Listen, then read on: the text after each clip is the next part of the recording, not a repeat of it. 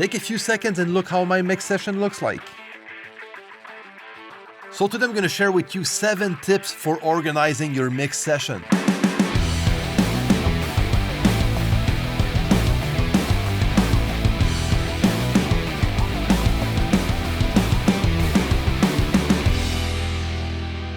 Hey, what's going on? Chris here from MIXDOWN Online. I hope you're having a great day. Now, if you're new here on the channel, subscribe and click that notification bell so you don't miss anything. And again, share and like this video. All right, so let's talk about organizing your mix session. Now, the tips I'm going to share with you today are all the steps that I always take every time I start to work on the mix. Some will be a bit basic, but trust me when I say that a lot of people forget to do those steps. And the goal is always to improve your workflow, to be able to mix faster. And by following those tips, trust me, you will mix faster. It's going to give you a better idea before jumping into plugins and effects and stuff like that. Okay, so let's start with tip number 1. Name your tracks according to the instrument or part. That might sound pretty obvious, but it's surprising how many people don't pay too much attention to this. So if you look here at the way I set up my session here, all of my tracks on the left are all named according to the instrument I have on that track. So I have kick, snare, hi-hat, and you can use the codes or names that you wish, that you want to. Now, for example, if I go down here, I have a guitar track called GTR2 Phoenix.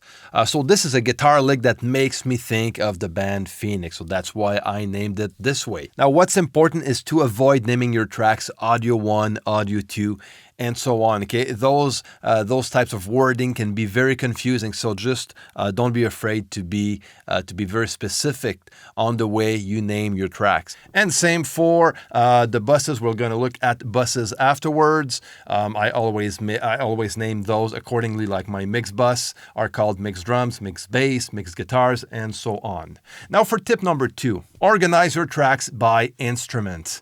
So organizing those tracks all together, start with your drums, bass afterwards. Now, this is the way I do it. You can start with the vocals if you want, or guitars. That's up to you. That's your workflow. The way my workflow, my session is set up is that I always have my drums on the top of my session, starting with the kick, the snare, the hats, the toms, then overheads, room, cymbals, and all sorts of different percussions if I have some in my session. They're going to come right after the drum tracks.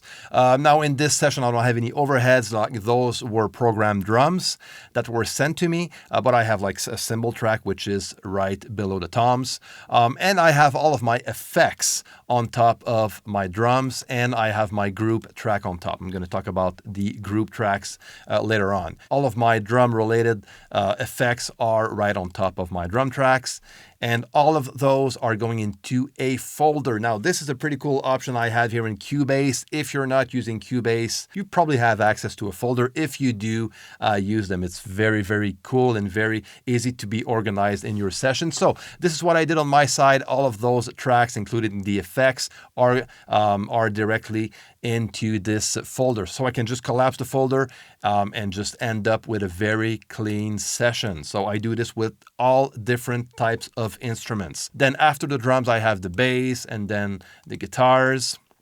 I always start with the acoustic guitars, but on this session, I don't have any. And then I have the keyboards and synths and all the vocals. And again, if I have some group tracks, they're all included into those folders because I sent all of those different instruments into their own folder. Now, this way, I know, like, if I need to look for a drum track, I know exactly where to go on my mix session, whether it's in the project window or on the mix console. It is very easy to get to a specific track out of a specific instrument. Now for tip number 3, clean up your session. First of all, get rid of all the tracks that you're not going to use in your mix session. So if you have like MIDI tracks, for example, or some audio tracks that you're not using, that you just use as a guide, or they were like older parts that you're not going to use in your mix, get rid of them. Now, if you want to keep those tracks, you can always save your project as a new project version and get back to the older version if you want to get access to those archive tracks. But you can also hide the tracks, which is a bit faster, and it's pretty simple to do in Cubase. Now, hiding tracks is something that most DAW can do. So check on your side if you're not using Cubase. But if you're using Cubase, what you need to do is to go in the left zone, in the visibility tab on top, and on track, the track tab at the bottom. So you have the list of your tracks on the left side, and you can just uncheck any tracks that you want to hide.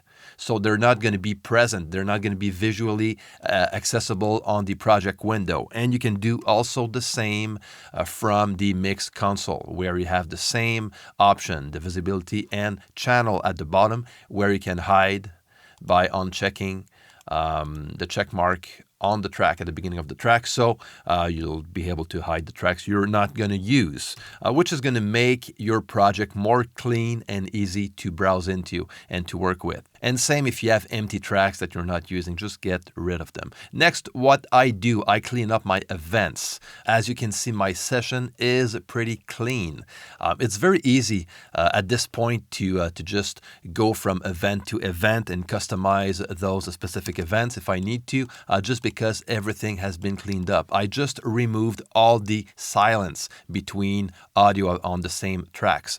For example, if I just delete those two events and I bring that back to what I started with, this is what I get. So on this guitar track, I have some audio at the beginning, in the middle, and at the end of the song. And what I do in this case, I just clean up what's in between the audio clips. Okay, so I can get rid of all unwanted noises that can occur, like clicks and pops. That can happen, and at some point it adds up when you go forward in your mix. So pay attention to this. Clean that up. It looks way better, more cleaner, and again, it's faster to reach one specific event and do some clip gain or whatever needs to be done on this event. So clean up your session by first getting rid of all the unused tracks and by cleaning up your audio events. Tip number 4, colorize your tracks. As you can see, I'm a big fan of colors in my sessions, and I always colorize my tracks, whether they're effects channel tracks or groups, instrument tracks. Now, my drums are in blue, okay? As you can see right here, they are in blue. And all of my effects of all instruments, all of my effects channel tracks are in a magenta tone. All my group tracks are in green. They have a green tone to them, so they're very easy to locate when I look at my session. And my drums, like I said, are in blue. My bass, they have a darker tone of pink. All of my electric guitars are going to be in orange. And if I have like a part that I want to be able to locate easily, I'm going to just change the tone of that same orange color for, in this case. Like the GTR2 Phoenix, for example, has a darker orange tone to it. Okay, so it's very easy for me to locate. So the further I get into my mix, sometimes I do change the tone of a track to make sure I can easily find it afterwards. Again, my effects channel tracks are in, they have a magenta color tone. My keyboards, purple, okay? Then my vocals, the lead vocals, I tend to go towards the yellow, a bright yellow for lead vocals. Again, what's in green here, the darker green tone is my group vocal track that I use for lead vocals. And I have different tones of green depending on what I have for vocals. Like harmonies are going to be in a green tone, and a lighter green tone would be for stack vocals or different types of back vocals. I'm going to add a lighter green tone to them. Then again, as you can see, I have all of my effects tracks for the vocals that are in a magenta tone, and my main mix buses are going to be in black. They have a dark black tone, a pitch black dark tone, and then my mix bus is going to be in red, and I have my master output that has a darker tone of red. So those are my colors. You don't need to follow those colors. Find colors of your own. My choice of colors is not important. What's important is the fact that everything is colorized, so everything is easy to locate. Now for tip number 5, route your tracks in groups. Like I have here. This is part of my template. I actually have a free ebook talking about the way I set up my mix template. You can click on top if you don't have that ebook already. The way that works, it's very simple. All of my drums are routed into the drums 1 bus, which is then routed into the mixed drums. My mixed drums bus will include all the drums coming from drums 1 and also all percussions in my session also will be sent into that mixed drum bus. And for the bass, the same here. I have a synth bass and a line acoustic bass that are sent into a bass group, which is then sent to the mix bus group. Sometimes I just don't need to have a bass group. I just go directly. I send directly those tracks to my main bass bus. Same for guitars. I'm going to have my guitar tracks. Sometimes I'm going to need to have a group for specific guitar tracks, and some other times, like in this case, I don't think I'm going to do so. So for now, they're all going into the mix guitar bus. Keys are all sent to the mixed keys bus, and same for vocals. Now vocals, like I said, I have my lead vocal tracks. Now in this case, I have one track for the verses and one for the choruses that are sent to my main lead vocal group track right here. Then I have the same for my back vocals, I think right here. Yeah. Those two vocal tracks are going to be sent to the back vocal track. And then I route those groups to the mix vocal bus. And same for the effects.